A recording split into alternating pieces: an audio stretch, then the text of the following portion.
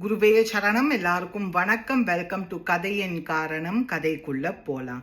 Dewas and asuras ஓஷனை churn பண்ணின அப்புறம் விஷ்ணு மோகினி அவதாரம் எடுத்து தேவர்களுக்கு மட்டும் அமிர்தத்தை கொடுத்தா.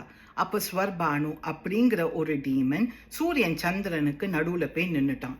யாருமே அவனை ஐடென்டிஃபை பண்ணலை. கரெக்டாக ஸ்வர்பானு விஷ்ணு கிட்டேருந்து அமிர்தத்தை வாங்கின செகண்ட் சூரியன் சந்திரன் கண்டுபிடிச்சிட்டா. விஷ்ணு கிட்ட சொன்னான். விஷ்ணு உடனே அவரோட டிஸ்க் எடுத்து ஸ்வர்பானுவோட தலையை வெட்டிட்டா. ஸ்வர்பானு அமிர்தத்தை டேஸ்ட் பண்ணினதுனால ஹீ பிகேம் இம்மார்டல். பிரம்மா ஸ்வர்பானுவோட தலையை ஒரு ஸ்னேக்கோட உடம்போட ஒட்டி ராகு அப்படின்னு கூப்பிட்டா. ஸ்னேக்கோட தலையை ஸ்வர்பானுவோட உடம்போட ஒட்டி கேத்து அப்படின்னு கூப்பிட்டா. பிகாஸ் ஸ்வர்பானோட விஷஸ் ஃபுல்ஃபில் ஆல அப்படிங்கிறதுனால எப்போ பார்த்தாலும் ஒரு கிரட்ஜ் இருந்துட்டே இருந்தது சூரியன் சந்திரன் மேலே.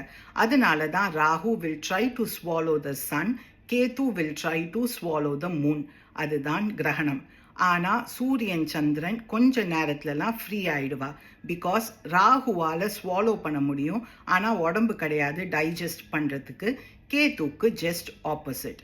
நம்ம நிறைய வாட்டி நினச்சிருப்போம், இந்த பொய் சொல்கிறவா பாக்கி பேரை ஏமாத்துறவாலாம் நன்னா தானே இருக்கா லைஃப்பில் ஹாப்பியான்னு. ஆனால் அவளோட ஹாப்பினஸ் ரொம்ப ஷார்ட் லிவ்ட். பொய் கிரகணம் மாதிரி.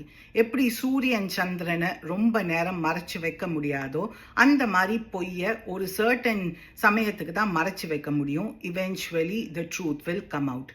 ரைட்டான வேலை நம்ம என்ன விஷயம் பண்ணினாலும் அதுலேருந்து கிடைக்கிற ஹாப்பினஸ் தான் நிலைச்சிருக்கும். நீங்கள் வேறு ஏதாவது இந்த ஸ்டோரியிலேருந்து லேர்ன் பண்ணாக்க கமெண்ட் பண்ணுங்கள். Let's share our thoughts. Have a good day. குருவே சரணம்.